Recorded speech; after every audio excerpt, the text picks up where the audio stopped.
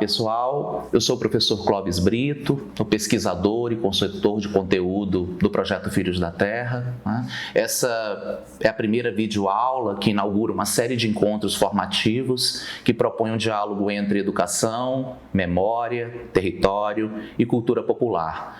Então essa primeira videoaula tem o intuito de apresentar conceitualmente o projeto, aí ela é intitulada Filhos da Terra, Educação e Patrimônio como temas geradores, seguindo a perspectiva do Paulo Freire. No projeto eu colaboro então com a construção de conteúdos e das reflexões pedagógicas, especialmente a articulação entre patrimônio imaterial, memória e diversidade cultural. O primeiro tema que a gente vai conversar é sobre os patrimônios imateriais e a educação para o patrimônio.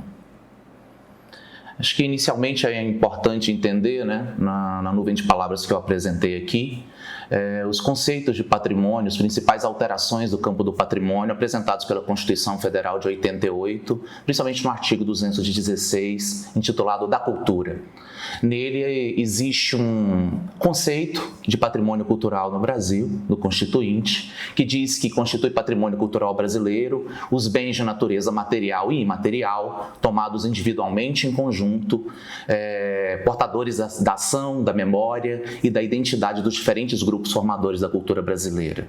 Nesse novo conceito de 88, acrescenta-se a ideia do patrimônio intangível e imaterial, a participação da comunidade e principalmente a memória dos diferentes povos formadores da sociedade brasileira, incluindo também como bens representativos das políticas de patrimônio, matrizes indígenas, afro-brasileiras, dos povos imigrantes que constituem a sociedade brasileira. Posteriormente, nos anos 2000, foi editado o Decreto-Lei 3.551, que regula o chamado patrimônio imaterial, os bens de registro, os livros de registro do patrimônio imaterial e a Política Nacional de Patrimônio Imaterial. Ele institui 4 livros de registro, o livro de registro das celebrações, dos saberes, das formas de expressão e dos lugares. São esses livros que identificam oficialmente no campo do patrimônio nacional o que é reconhecido nacionalmente como patrimônio intangível.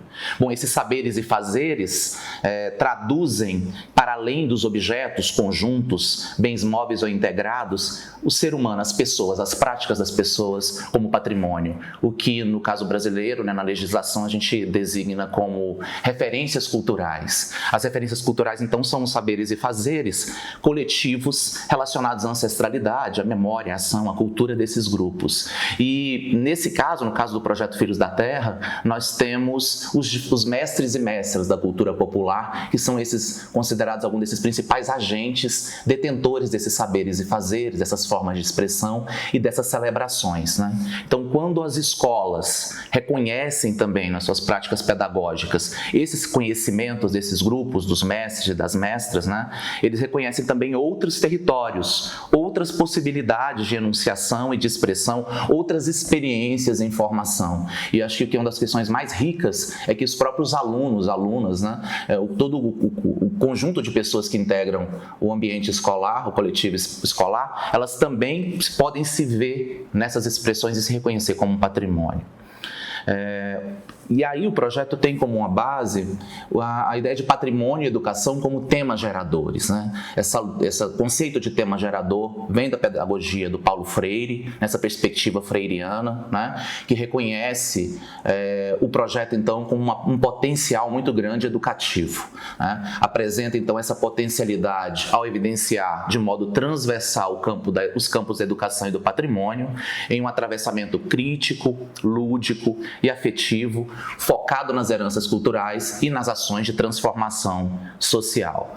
Nessa lógica, se a gente pensar na metodologia do Paulo Freire, que está lá na pedagogia do oprimido, por exemplo, a gente teria, primeiro, uma ação de investigação, que seria o levantamento de temas e palavras de relevância na vida das pessoas educandas, depois a etapa de tematização, que seria a apresentação temática a partir de uma situação codificada, depois a decodificação, discussão desse código, né? Então a problematização desse tema, percebendo situações limites ou contradições, e por fim a etapa de conscientização, que o Paulo Freire vai chamar de praxis, marcada pela reflexão-ação. Aplicando esse instrumental, essa pedagogia ao projeto Filhos da Terra, a gente pode perceber, né, o patrimônio como uma das possibilidades de geração de mundos e de novas realidades. Também a identificação da presença, né, do patrimônio no universo vocabular, tanto dos mestres e mestras das culturas populares, mas também de toda a comunidade de aprendizes, dos alunos, das alunas, dos professores, de toda a comunidade escolar, né? Promovendo uma leitura crítica do mundo a partir do patrimônio